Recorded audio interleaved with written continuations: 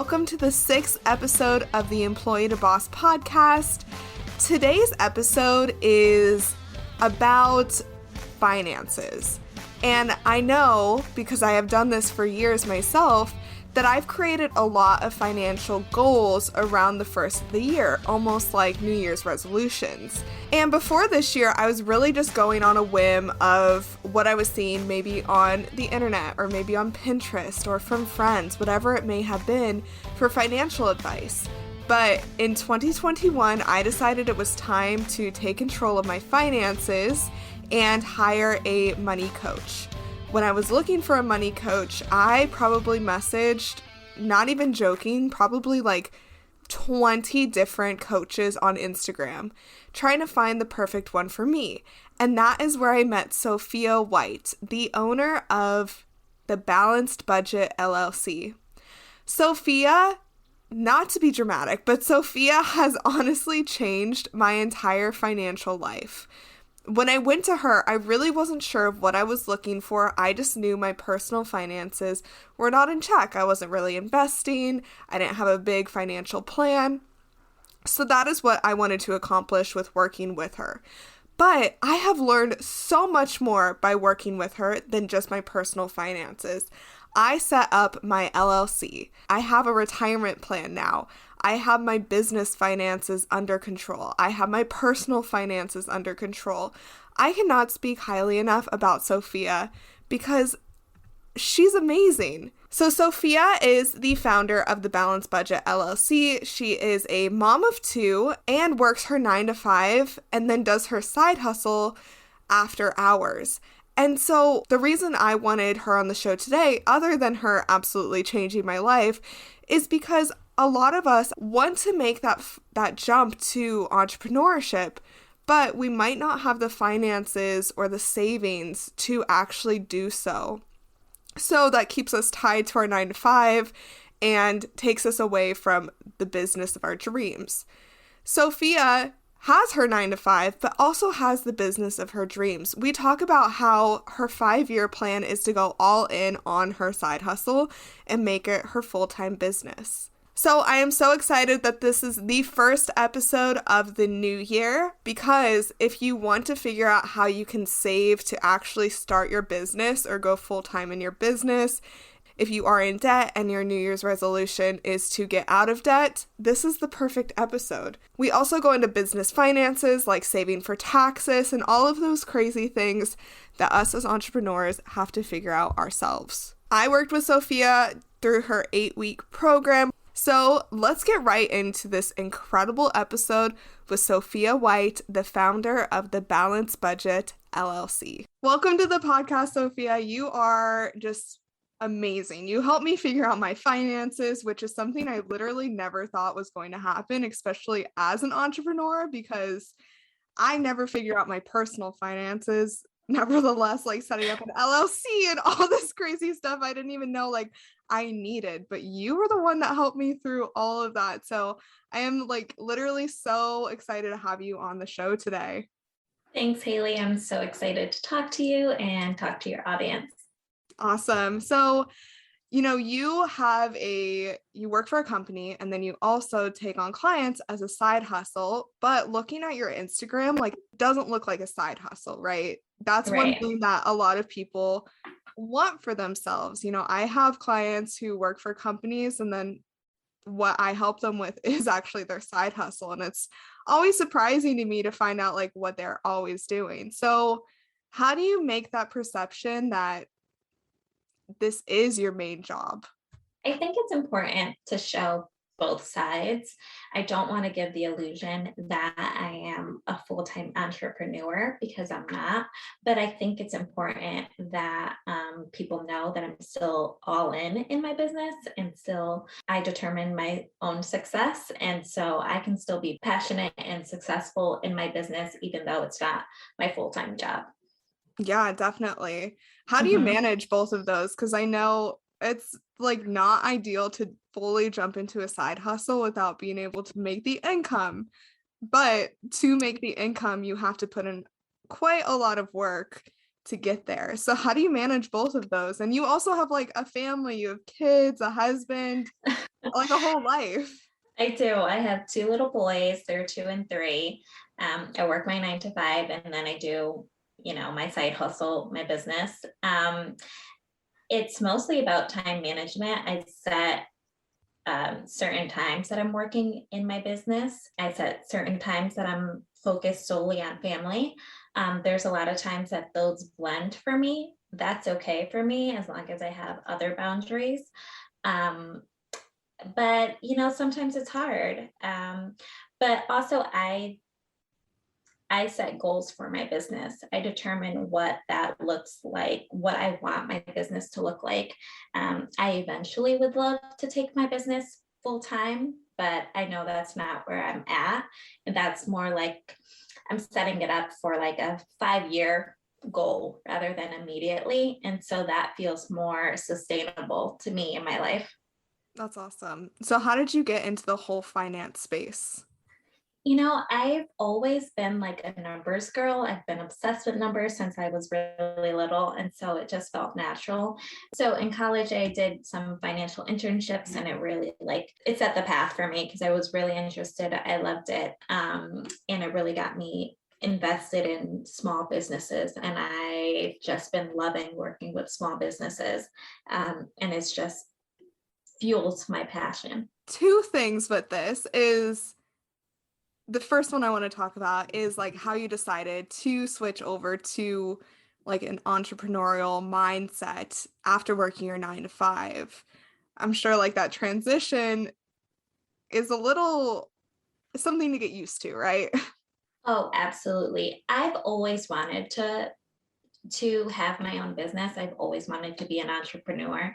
And I think I was scared. And for a long time, that was my roadblock. That was like my mental mindset goal, like a shift I had to make that I can actually do this. And so that was the biggest hurdle, honestly, was to overcome my own internal insecurities about being an entrepreneur. And then finally making that shift. I've always been the type of person that I love working. I've done bookkeeping and money coaching on the side since the beginning of my career, but it was always like as an employee or always, something with friends or family, but nothing formal. And I just felt like it was finally the time to take the jump. I had been thinking about it for so long, and it really was, having young kids too, that really it entrepreneurship opens up a different lifestyle that I would like to have when my kids are like starting school. I'd like to be able to be home while they're home, kind of thing. Absolutely. And it's good that you started while they're still young. And so you can build it up, like you said, Mhm. that 5-year plan. So Yes. one thing you mentioned earlier was having boundaries. And sometimes work and family and your side hustle all blend together. Mhm. But you said as long as you still have those boundaries. Can you talk about those boundaries and how you set them up? Sure. So really it's about setting specific times that I'm, with my family and I'm focused on my family. And that looks like not being on my phone, not, focused on work. And so that it's helpful. Other things for me is like, setting up a schedule of when I'm working in my business and on my business, and then setting up a timetable and expectations between me and my clients. So knowing they can know when I'm available for them, knowing, they know the expectations of what it's like going to be like working with me, so that everyone understands how I'm spreading my time. Yeah, definitely. There's Mhm. no hidden surprises or Right. anything. Another thing that I wanted to talk about is like when you decided you were going to start taking on one-on-one clients and Mhm. still do your 9 to 5 and still be a mom and be a wife and homeowner and all of those very time-consuming things, what was the first thing that you did to set yourself up on the right foot? again, I'd been thinking about this for a really long time. And I'd had conversations with my husband about starting a business and if it was the right time. And then once I had made the decision, the very first thing is I invested in a coach who had Mhm. done this before, who was going to be able to help me get started, help me start to think like an entrepreneur, and think like a business. So that was the very first thing I did. And that helped me immensely just to make the mindset shift. Which type of coach did you hire? Because there's so many. Yes, I hired a woman who did money coaching. So Mhm. my background had been in finance, and I've done bookkeeping for a very long time. So I felt very comfortable with that. But the money coaching side of my business was newer to me, and so I really wanted to focus on that so that I can build that up. And That's so really cool. yeah, so I invested in a coach who had experience with that and had a program helping money coaches get started. And so that's what I went with. That's awesome. That's such a great Mhm. first step, like finding someone who could be your mentor, but also is a coach, just like she was where you wanted to be. It's really important for us when we're first starting to find someone who we want to be like and follow that business structure and all of those different types of things. Yes. So I think it was important for me to find someone who was going to help me get to where I was going, who could relate to starting the same business, and that was also successful on their own doing this. Yeah, absolutely. Because Mhm. you obviously want to find a coach who is successful because you want to Right, follow in their footsteps. So right. that's awesome. So, when when I came to you, it was for not only my personal finances, but also my business finances because Mhm. taxes is confusing. And, I always worked in corporate offices and had that kind of system doing it for me. Like the money was taken out for taxes. I didn't even have to think about it. And then when I came to you, I was like, I haven't done anything about this. And so you were really, really helpful on that part. But when someone is starting off their business, they obviously want to do it sooner than I did, you know? And so what are some first steps you have for anyone who's starting their own business, figuring out their finances? So I think it's really important to do your research. Every state is going to be different. So I think it's important for you to find out what laws you need to abide by, what the process is for having an LLC or a business in your location. That's the number one step. But even if you have a business and you haven't taken that step, you can do it. It's just, doing that research. Like you, I'm sure there's many people like you who think that like starting an LLC is going to be so time consuming and confusing. So they don't go through with it. Right. But I think just taking that first step to finding out the research and submitting the application is helpful. Yeah, definitely. I never did an Mhm. LLC until we worked together.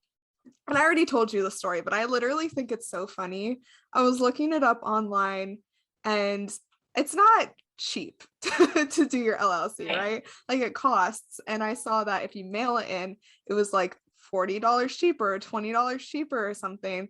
So I went to Mhm. the library, printed it all out, filled it all out, brought it to the place to go mail it. And after like shipping and everything, I only saved $2 on it. And it took like double the time.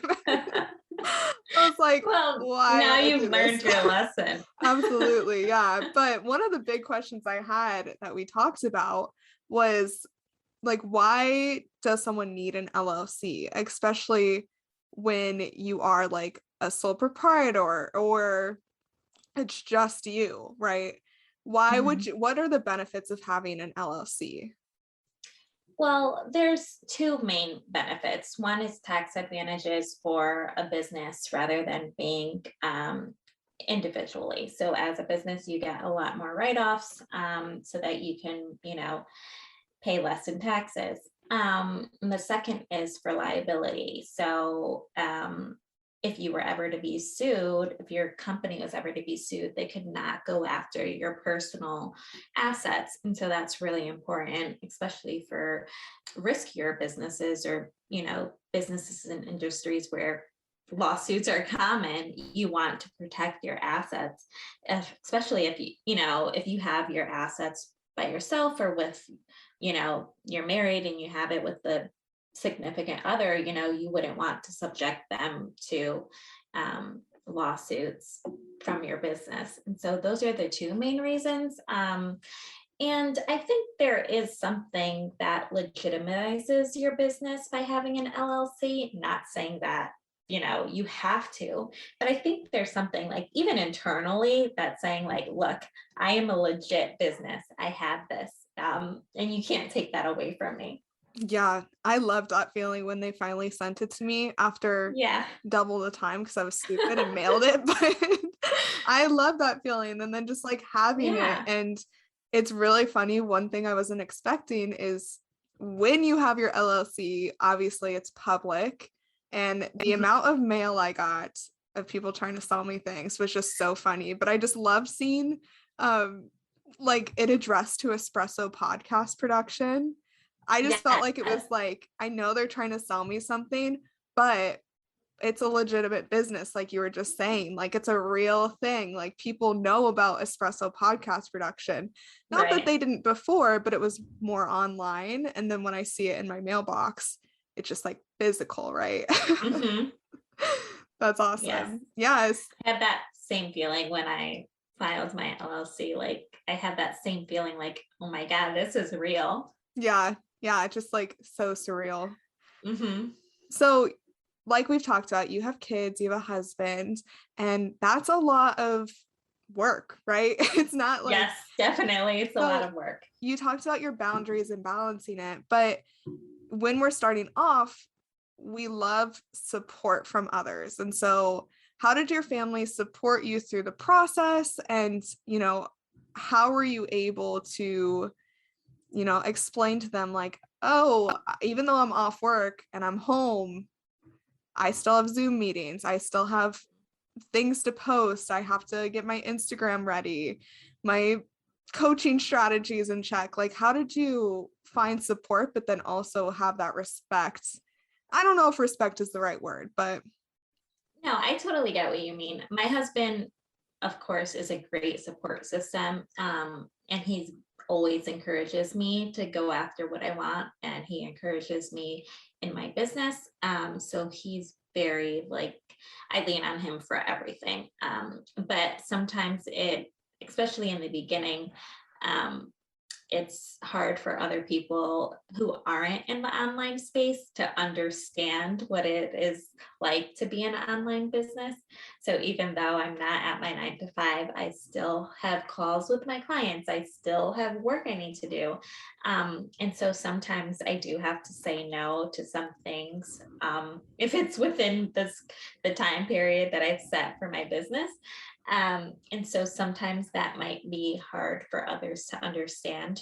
But as long as I know that there's people who do support me, my husband, my friends, my family, they support me. They love to see, I share with them, my client transformations, and they cheer me on when I share that on my Instagram. They're always so happy, and so that is very encouraging. That means a lot to me too, that they can see that I'm working hard. It's just important to find ways to stay motivated when things are especially hard. Yeah, definitely. Especially when things are just like, there's always times in my business, and I've heard this from like other people in the online space, where things just go so wrong and you're like, why am I doing this? And so having that support system is really important, because it's easier to quit than to keep doing it, right?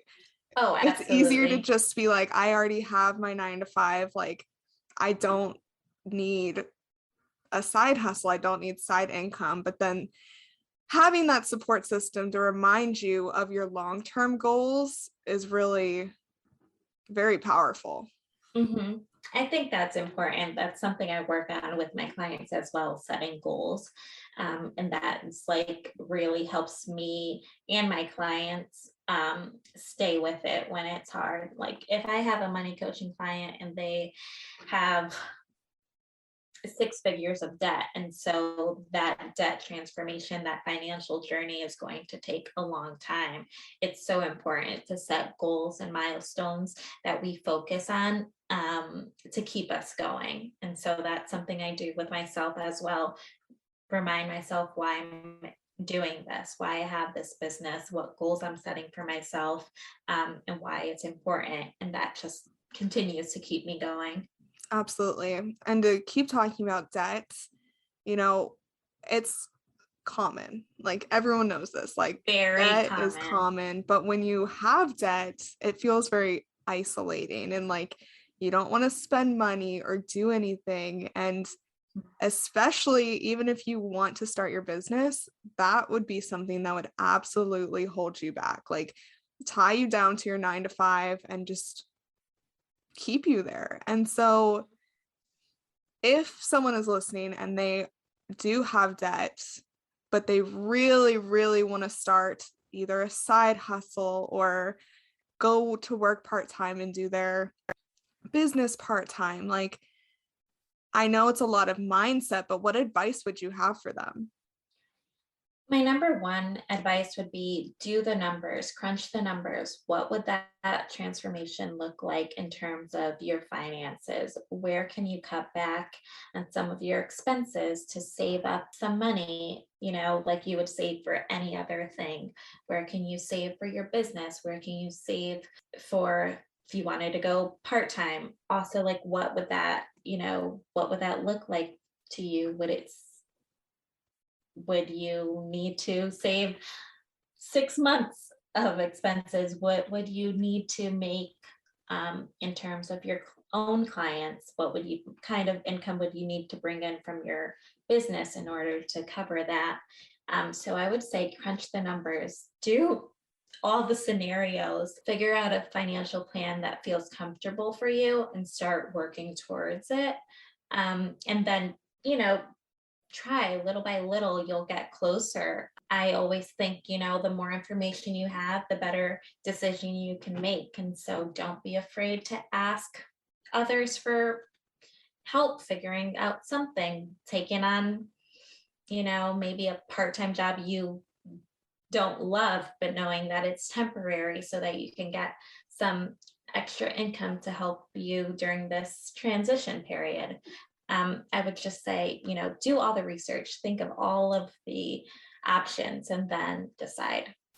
Yeah. So, like I mentioned, numbers are just not my thing. And so, for anyone who's listening to crunch the numbers to figure out if you can start your own business, but they maybe aren't like a numbers person, it sounds like, which I know because this is what we really worked on, was I came to you because I wanted help investing and I didn't even consider my business income apart from like my personal income, and it was just a mess, right? And so like separating those two, but it really sounds like getting your personal finances in check before you add on a business is really important.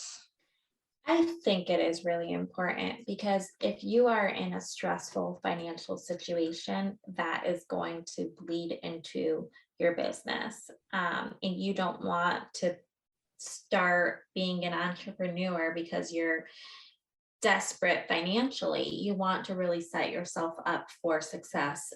So I think it's really important to sort of take some time to really go through it. Take some time to try to get your personal finances in a better situation before you take that next step. And then, even if you know that you haven't, maybe you've made some financial mistakes in the past, but you can learn from them. Don't have that mindset that you're bad with money. I don't want anyone to ever think that they're bad with money. We make decisions in the moment, and some of them are great and some of them are not so great, and we learn from them.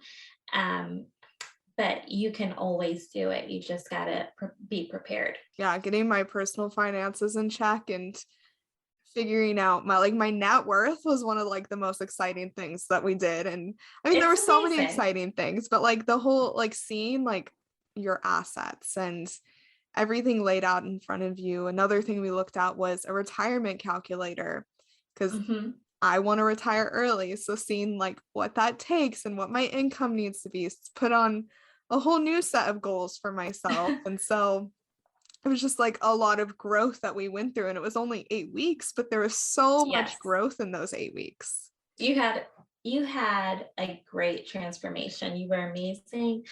But you put in the work, right? You set goals from our very first week of what we wanted to work on. We worked on everything Mhm. under the sun in those 8 weeks, but it's because you really did the work. And so that is the number one thing. You've got to want it, and you did, and you figured it out. And I'm so proud of you. Thank you. I know every single week I came with like 10 new questions. And But that's great. And I love that, because that means that you are also learning and you're invested. You want people to invest in you who are invested in themselves, right? And so the reason why you had such a great transformation is because you were really invested. And so that is huge. You bought into your own future. You bought into your own financial success. You set a goal and you created the plan to get there. absolutely. Yeah. And it was so much fun. I'm Yes, surprised I it was said that, fun. but it was so much fun just because in high school, I definitely did drop out of math. It wasn't required. And I was just like, I just took photography classes and more like artsy things. And that's much more my vibe. And so it just like made so easy. And like I said, I wasn't even expecting to like go over my business finances, but figuring out how to save for taxes, how to set up my LLC, how to have a business bank account and manage it, and all of Mhm. those things. It was quite a journey, but it was a good time. And so, Yes. you know, a lot of people who may be listening are just thinking about getting out of their 9 to 5, or are just thinking about starting their own business. And like maybe they haven't made any steps yet. And maybe it's around money, because that's a huge thing that prevents people from starting their own businesses. And so, you gave some tips earlier, but is there like one thing that people should be doing when they first make the decision? I think it's not just one thing, but it's several things that you need to do at the same time, right? You have to believe in yourself. You have to have confidence that you can do it, because the journey, the entrepreneurship journey is hard, and it's a roller coaster every step of the way. So you have to really um, work on your mindset so that you can stick with it. And then you just have to do your research. You've got to figure out what it is that you want to do. How can you get there? If the roadblock is money, there's the best thing to do is figure out where you stand financially. Look at all your income, look at all your expenses, find where there's room to make improvements, find where there's room to cut back on some expenses, and shift that money from an expense to saving for your business, saving as an emergency fund so that you can tap into it if your business takes a little bit longer to launch. It's really like all these steps together that's going to help you reach the goal. And I would say don't give up. It's hard, but it's very rewarding. And working with clients like you, it's very rewarding to see transformations and don't give up when it gets hard, because there's people need you. I love that so much. Money has a big stigma around it, like talking about money, talking about how much money you have, what you spend your money on. And I feel like, especially for women, there's a huge stigma around like having money, and it's just a generational thing. And so, have you seen any like common mindset blocks with your clients around the stigma of money? I see many common threads. So some of it is that people think that they're bad with money. They are ashamed of past purchases or past debt, and they that shame and overwhelm and stress prevents them from taking any step in their life. And really, it's about facing it, like really facing it. And that's hard. And I help my clients get through that. So that's one, right? We've got to get through the shame. I'm never going to judge you. I'm never going to judge what financial decisions you made. You shouldn't judge yourself. You should be kind to yourself, show yourself grace, because we all make decisions that we have to in the moment. So that is one. The other one is that there is this roadblock that it's too hard. It's too hard to figure out. It's too much work to figure out.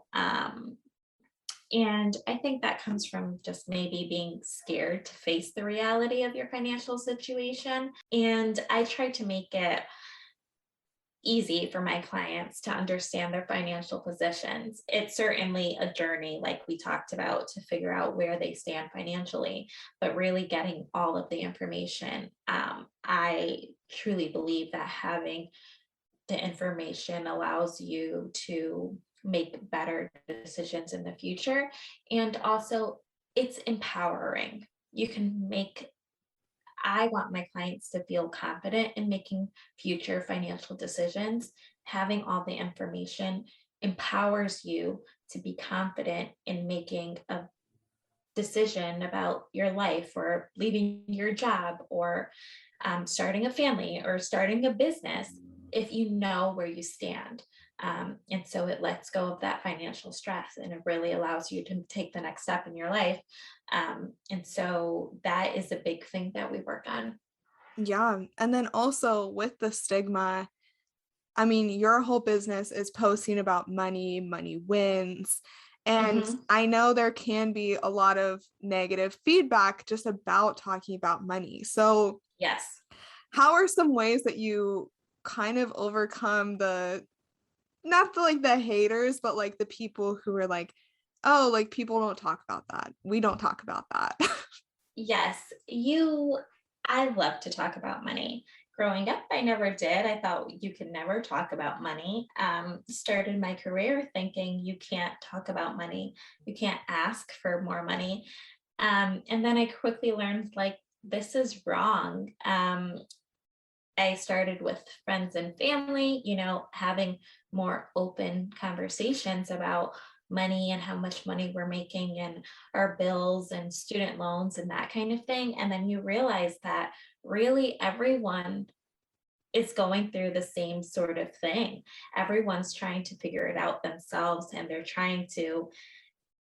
might need a support system too. And so that really started, you know, being able to open up more about my financial journey. But really, once you start having these conversations with people that you trust, you realize, like, it helps you make decisions for yourself. You learn from other people's experiences. And then you can, expand that. It gives you more confidence to ask for a raise at your job. It gives you more confidence to negotiate with a new job. It gives you more confidence to say, this is what I'm charging, because this is what I'm worth. And the value I bring to my clients is worth this and more. And so having those open conversations is really important. I think, especially for me being a woman and being a minority woman, it's really important to me to discuss money as much as I can because I want to see other young women, other young minority women get paid what they're worth. And so often we are tied to whatever that dollar amount is that we bring in, which is not true. We're worth so much more than anyone could ever pay us, but it's trying to break down those barriers that have us stuck in some kind of mold. Absolutely. It's like such a good conversation to start. And I'm so Mhm. happy that we're having this because, you know, two women talking about money and all Yes. things about money is just something that would have never happened. I would say even probably like 10 years ago. So, I know. And maybe even 5 years ago, I probably wouldn't have had this conversation, but you go through life experiences and really you start to see that other people are in need of having the same conversation. Other people want to talk about money too. I mean, like, I think money is fun to talk about, but you know, I mean, Absolutely. like with specific people, right? Right, right. It definitely has to be within people that you trust, within a circle of people you trust. But I think it's important to, you know, encourage people that you respect and you trust to talk openly about money. And I try to be, an open book to people that I'm close with about my financial journey because I think it's helpful to them as well. Definitely. Yeah. So tell us a little bit about like who you work with, who you help. If someone is listening to this and they're like, I need her, I need Sophia, I'm lost. Like, tell us who you work with. So, for my money coaching side of my business, I work with individuals or couples who need help creating a financial plan that works for them. And that could include saving money, investing, starting a family, buying a house, um, combining finances with a significant other. They're all on different financial journeys. It's just about creating a financial plan that is specific to them and about what is important to them. And for the bookkeeping side of my business, I work with all different kinds of businesses really, who are sort of scaling their businesses, looking for help for monthly bookkeeping or CFO services, to sort of have someone on their team to review their books, to reconcile their accounts, to do the day-to-day transactions, as well as be their confidant, somebody on the team to help them make big financial decisions, help them figure out how they can invest in their own business, how they can grow their team, how they can grow their business and make more money. At what point in business do you think someone needs a bookkeeper? Every point. It's really true, because if you're starting off your business, it's important to start off on the right foot financially. So really setting up a financial system that you're going to be able to stick with going forward because it's important. Every year taxes come up, and so it's important to not be rushing at the end to try to figure it out. And then I think it's important to stick with that. Some entrepreneurs are really busy, and so it could be that they just don't have the time to focus on the books. Then I think, some businesses are really big. There's a lot of transactions every month, and they need somebody that's going to really focus on it while they're focused on the other important CEO duties that they have. So I do think a bookkeeper is important at every stage. It's never too early or too late to get a bookkeeper. Yeah, definitely. Definitely. That's like the next thing I need to do in my business. So it's something that I don't know, like for me, outsourcing was always like very scary, just like thinking about Yes. letting go of money. But honestly, it's just an investment in yourself. And you will see the money return, because the time that, I have a podcast editor working with me, and that's my business. I edit podcasts, but I'm able to take on so many more clients because I outsource some of the work to her, or I have a virtual assistant helping me with like marketing for some of my clients. I'm able to pay her and she's able to help me, and I'm able to make more money. And so it's the same thing. The time that it would take me to send my invoices and track my books and all of those things, it would come back to me in money, right? Oh, absolutely. Absolutely. It frees up your time to work on other important tasks.